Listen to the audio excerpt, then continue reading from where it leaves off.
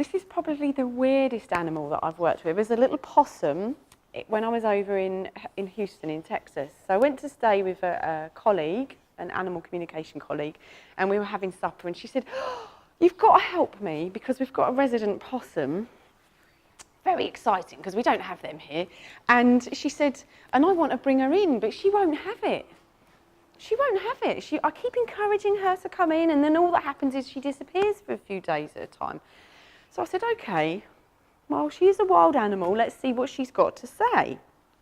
Now, this is just on the outside of a window. So this house that we were in was enormous. I don't know if you've been to America, but every house I saw was vast. And their hallway was absolutely enormous. But at the front of the hallway was floor-to-ceiling glass with a little windowsill about that height. And that's the possum on the other side of the windowsill. So she had a little area just outside the hallway. So you could get really close to her, but you couldn't touch her. She's a wild animal. And the lady really wanted to keep her safe. So where they live is very prone to flooding. And since I've been back, it did flood terribly. It was sort of 12 feet high with flood water.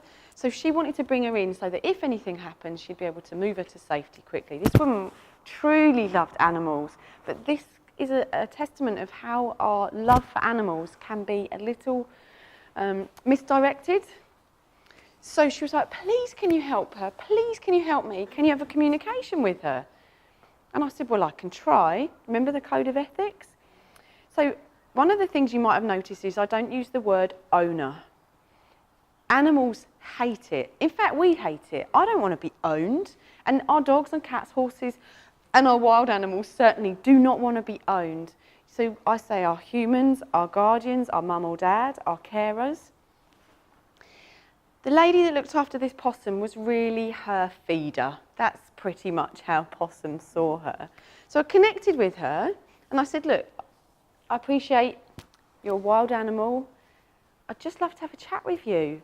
She says, well, you're connected with that lady. I don't want to go in her house. And I said, no, I gathered that. You're a wild animal. She said, why would I want to go in there? I live out here and she feeds me. And she put a little shelter outside for me. So I've got a little shelter outside if it's really grotty. And she politely asked for space and to back off. And I said, oh, I'll share that. I will share that with my lady friend here, of course. And she goes, I mean, what more does she want? I quite like it. I mean, I brought my babies here. Isn't that testament enough? So when I shared that feedback with compassion and loving kindness, the lady was able to understand how her love had actually been a bit oppressive for Possum. Possum didn't need to be cuddled like a needy doggy might.